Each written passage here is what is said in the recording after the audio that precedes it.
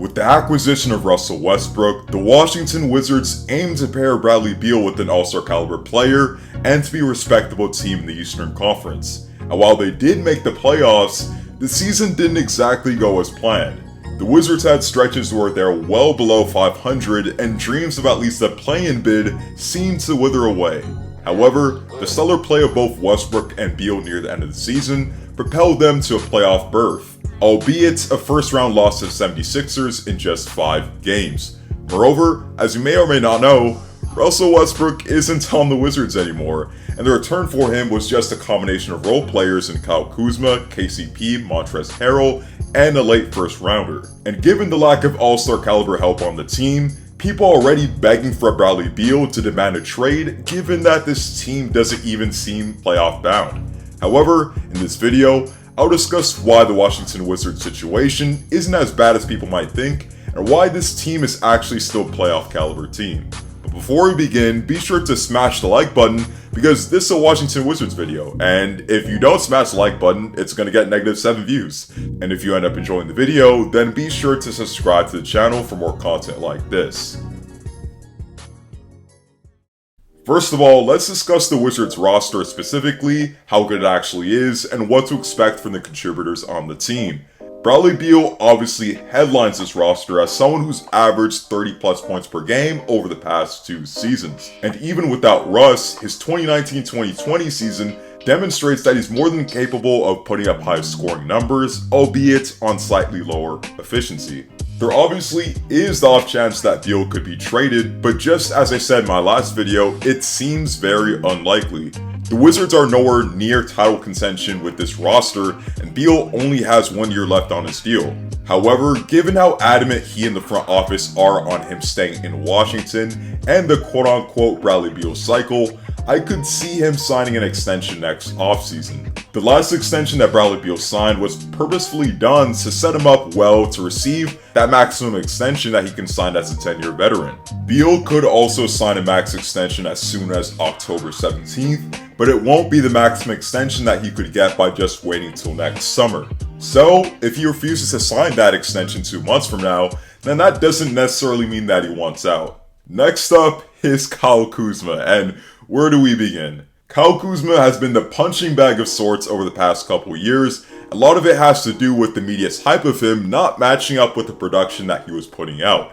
In his first 2 years in the league, Kuzma outperformed the expectations that most gave to him as the 27th pick in the draft. And after averaging 19 points in just his second year in the league, the media hyped him out to be this third option for Anthony Davis and LeBron James. Kuzma obviously didn't live up to those lofty standards, but for one, I think those expectations were unfair to begin with, and secondly, there are many factors that influenced this dip in production. In his rookie year, there was literally no point in giving him a leash, given that the Lakers were clearly a rebuilding team and just wanted to view the progression out of their young core. And in his second season, even though LeBron was there, it was clear and obvious that that was a bridge season where the Lakers just wanted to see how much damage LeBron and the young core could do. But after acquiring AD, Kuzma was obviously going to be put on a more conservative role, given that the foundation of the team was built upon the backs of the 2 stars, and given that this team was trying to win a championship. He consequently only started 9 games in the 2020 season, compared to the 68 that he started the previous season. He played 8 minutes less per game, and he took 4 less shots per game. With Kuzma, decreased opportunity and being pushed with these lofty expectations that weren't really sustainable are the main reasons why he saw a statistical setback and increased inconsistencies.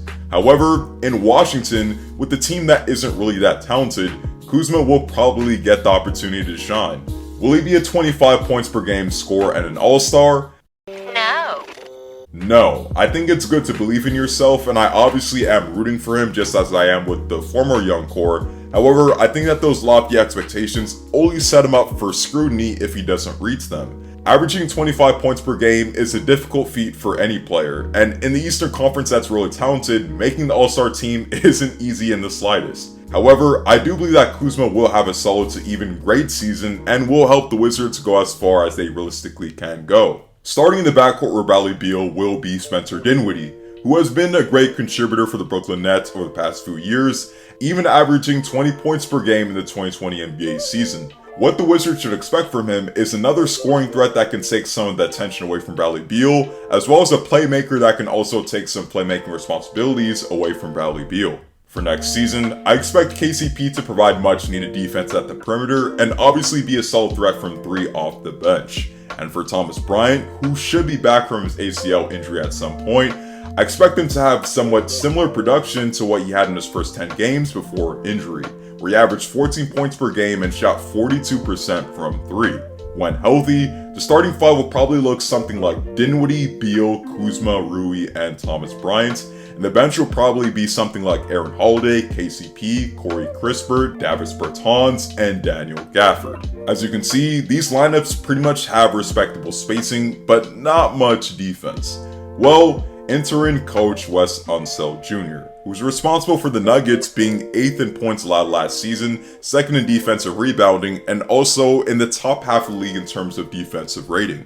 It's unfair to expect them to change life for this team defensively, given the team's personnel, but I feel that this team can outperform what they did last season. And from testimonies from Mike Malone, Wes Unseld Jr. is someone of high character and is definitely an upgrade over the unimaginative Scott Brooks. So, considering all that we've considered, where do I expect the Wizards to fall in the Eastern Conference? Well, to figure this out, we have to consider the top 10 teams in the Eastern Conference. In my opinion, the Nets, Bucks, 76ers, Heat, Celtics, Knicks, Hawks, and Bulls should be locks, but the last 2 spots are up for debate. In that discussion are the Pacers, the Hornets, the Raptors, and the Wizards themselves, and even then, it's still a tough call among those teams. If healthy, I think that the Pacers are definitely getting one of those last 2 spots, but this has definitely been probably the most injury-riddled team over the past couple years in the entire NBA. The Raptors are also a tricky one because they might as well keep the solid squad that they currently have, but rumors are rampant about a possible Pascal Siakam trade. And for the Hornets, Gordon Hayward's health is always in jeopardy. I know that this video was titled on how the Wizards are better than we might think, but I'm not going to mislead you into thinking that this Wizards team is going to somehow set the world on fire. If things click for this Washington Wizards team throughout the season, then they're good enough to at least make the play-in range and be one of the more interesting teams in the league. However, the bottom half of the East has definitely gotten better, so making the playoffs isn't going to be some cakewalk. Thank you guys for watching, and be sure to leave a like if you enjoyed. We're on the road to 1,500 subscribers, so feel free to subscribe to the channel as well. Hope you guys enjoy the rest of your day, see you in the next one, and stay tuned.